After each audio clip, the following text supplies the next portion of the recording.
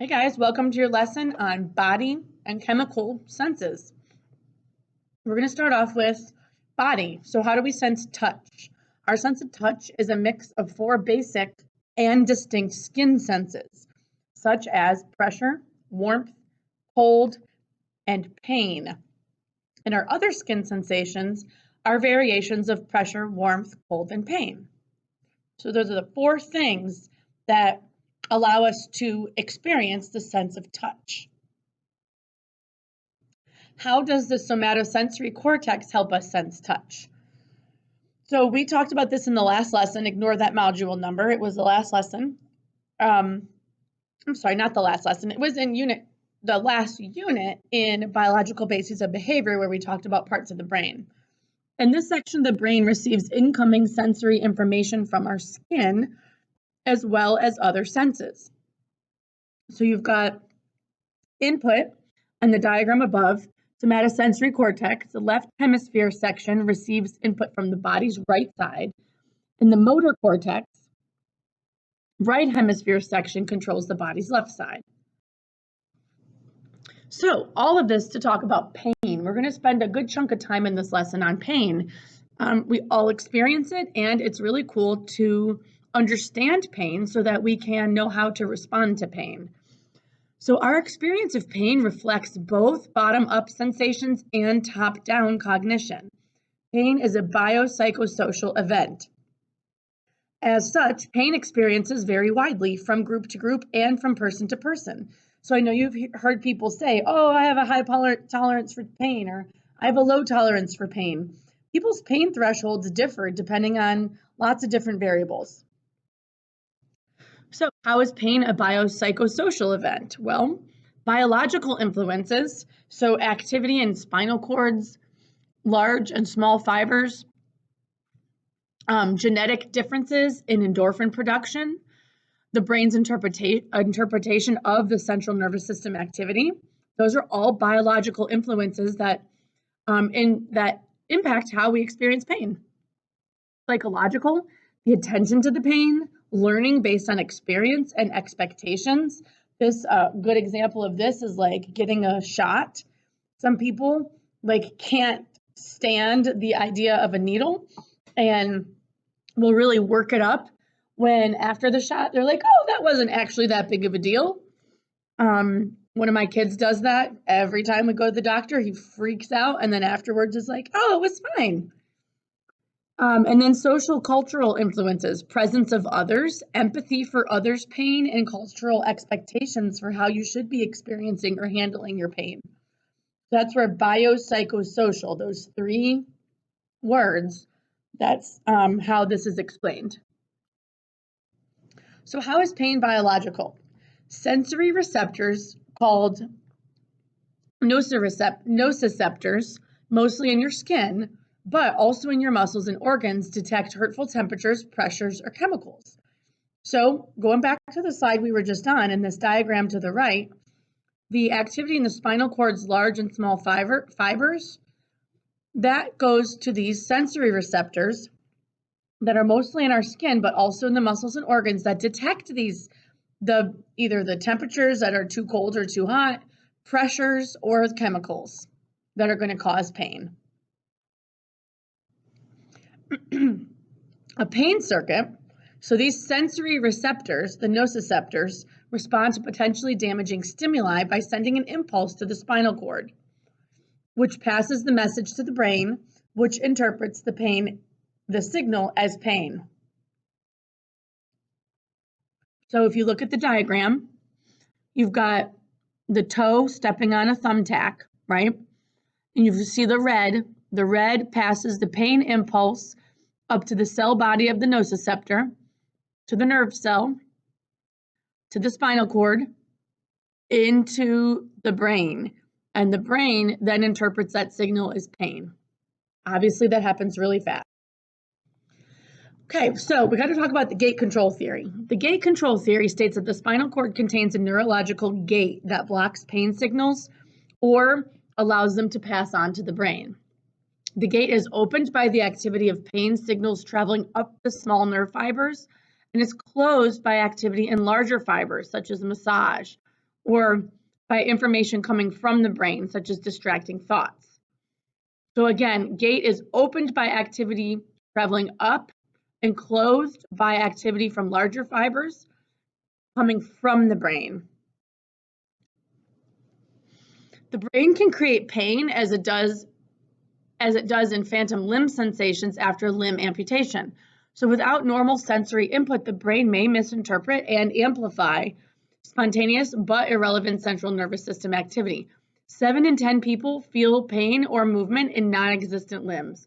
That is 70% of people have phantom limb pain. That means there's pain when there's not a limb there. How is pain psychological? Well, pain's impacted by how much attention we give to it. If we distract our minds with other thoughts, the pain feels as if it has diminished. So going into the psychological influences, remember in that slide, a couple slides ago, attention to pain, the learning based on experience and expectations. How else is pain psychological? Well, our memories of pain may be edited from the actual pain we felt.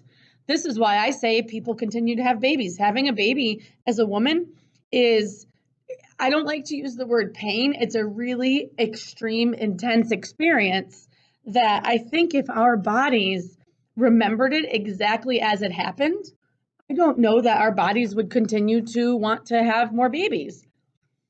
So people overlook a pain's duration and recall 2 moments. They recall the pain's peak moment and how much pain was felt at the end.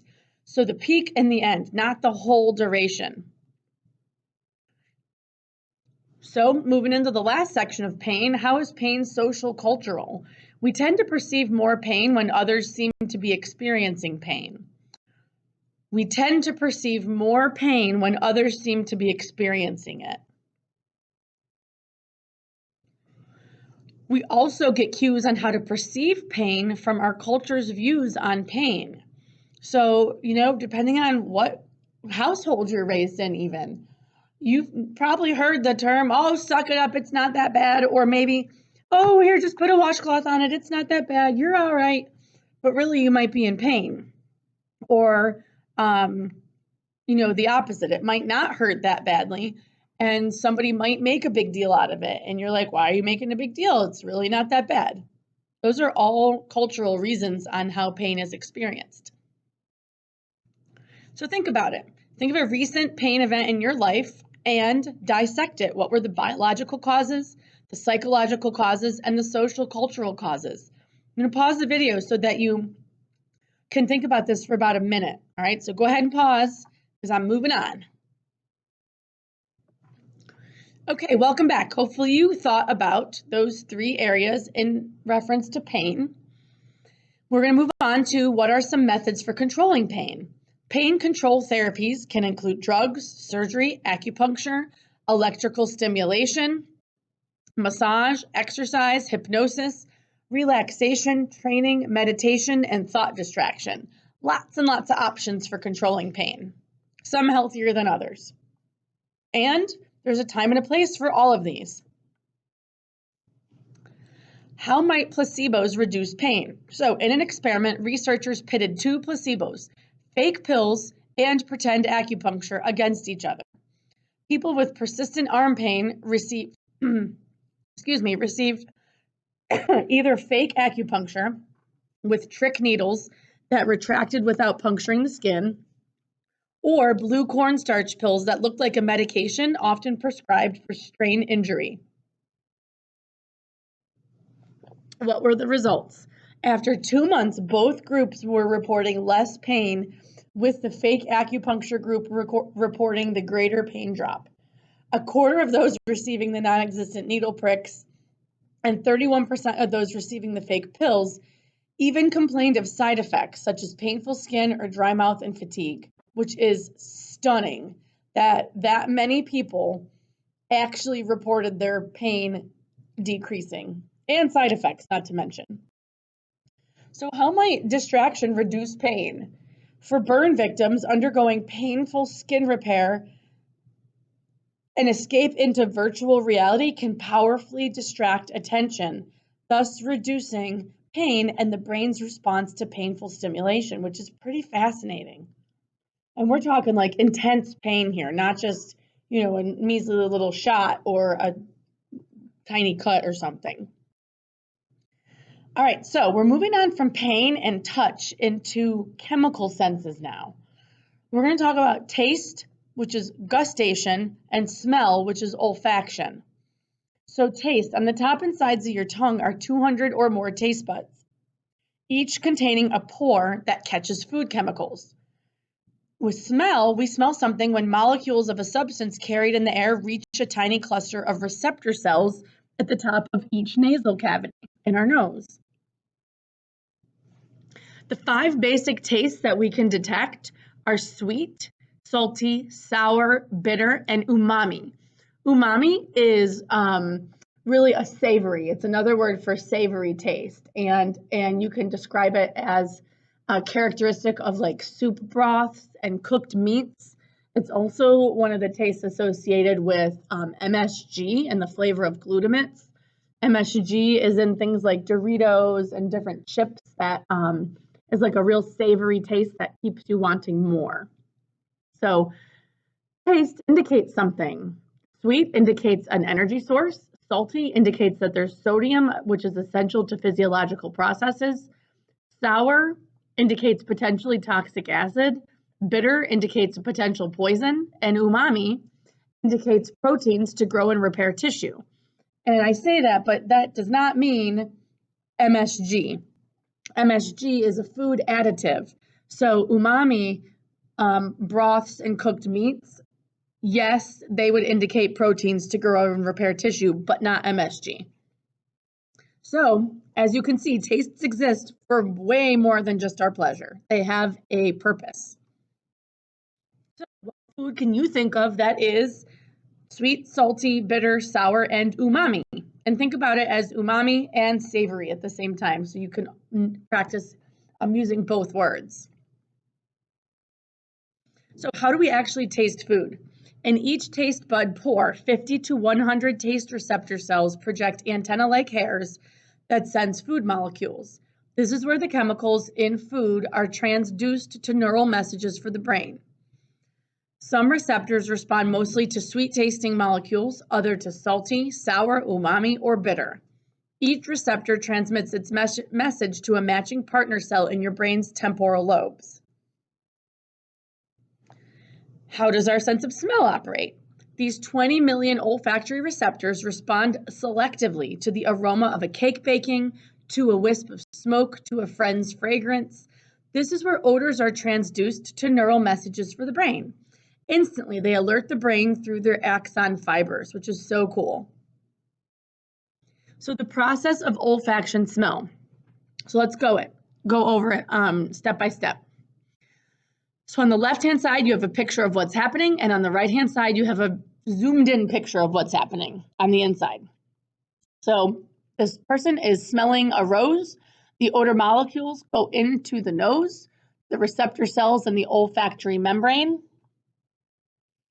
And they are able to do this because the odorants from the rose that she is smelling bind to the receptors. And the olfactory receptor cells are activated and send electric signals. Those signals are relayed via converged axons. Those are axons coming together, converge, come together. The signals are then transmitted to higher regions of the brain. And that is how we smell. So what happens next? Sniffing swirls air up to the receptors, enhancing the aroma. Then those receptor cells send the messages to the brain's olfactory bulb, which is where we were in number 4, and then onward to the temporal lobe's primary smell cortex, and to the parts of the limbic system involved in memory and emotion. So consider for a minute how certain smells elicit different emotions. Have you ever smelled something and you're taken back to another time or to a memory, or it smells like a certain person, maybe somebody that's deceased, and it reminds you of them, and all of a sudden now there's memory and emotion involved with the smell. I am very, very sensitive to smells, and like just smells take me back to so many different childhood things. And I'm also sensitive to, cut grass and candle perfumes and all of that, and like to the point where it will just give me a bad headache if it's too strong or I'm smelling it for too long. And that's pretty common in people. All right, AP exam tip. The sense of smell, olfaction, is the only one of the 5 senses that does not pass neural information through the thalamus. And this is often a question on the AP exam.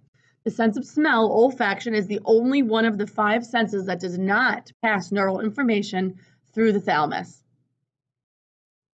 How are taste, smell, and memory related? So, information from the taste buds, which is the yellow arrow in the diagram, travels to an area between the frontal and temporal lobes of the brain. This information registers near where the brain receives input from our sense of smell, which interacts with taste. The brain's circuitry for smell, which is the red area, also connects with areas involved in memory storage, which helps explain why what I was just talking about is possible. Why a smell can trigger a memory, which is so cool. So let's look at the research on that relationship. When put in a foul-smelling room, people expressed harsher judgments of other people and of immoral acts. When exposed to a fishy smell, people became more suspicious. And when riding on a train car with the citrus scent of a cleaning product, people left behind less trash. That is so crazy. How do we sense our body's position and movement? We have a kinesthetic sense and a vestibular sense. Kinesthetic, position and motion detectors in muscles, tendons, and joints sense the position and movement of body parts. And vestibular sense, fluid-filled semicircular canals and a pair of calcium crystal-filled vestibular sacs located in the ears monitors the head's and the body's movements. So kinesthetic, we have kinesthetic means moving or motion. So we've got positions and motion detectors in the muscles, sensing position and movement of body parts. And vestibular are the fluid-filled little semicircular canals and the pairs of calcium crystal-filled vestibular sacs located in the ears that monitor the heads and therefore the body's movements as well. How do our senses interact? Our senses can influence each other. Smell impacts taste in that, have you ever noticed how bland food tastes when you have a cold? So if you have a cold, often you can say, I can't really taste anything. We can't detect various tastes when we close our nose. We see visual images better when they are accompanied by noise, and we can hear soft sounds better if paired with a visual cue. So these are really cool ways with how our different senses interact with one another.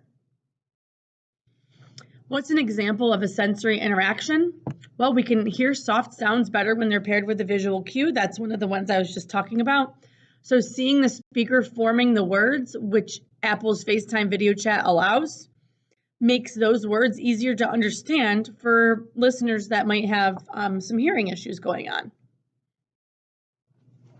Okay, embodied cognition is the influence of bodily sensations, gestures, and other states on cognitive preferences and judgments. So I'm going to explain what this is in more detail in a second, but the influence of body sensations, gestures, and other states on cognitive preferences and judgments. So, for example, after holding a warm drink rather than a cold one, people were more likely to rate somebody more warmly, feel closer to them, and behave more generously. After being given the cold shoulder by others, people judged the room to be colder than did those who had been treated warmly. And sitting at a wobbly desk and chair makes others' relationships, or even one's own romantic relationships, seem less stable. Pretty crazy stuff here. Okay, winding out our lesson. At just under 20 minutes, in a few selected individuals, the brain circuits for 2 or more senses become joined in a phenomenon called synesthesia. This is where the stimulation of one sense, such as hearing a sound, triggers an experience of another sense, such as seeing color. So synesthetes may hear music as colors or experience numbers as tastes. That is crazy.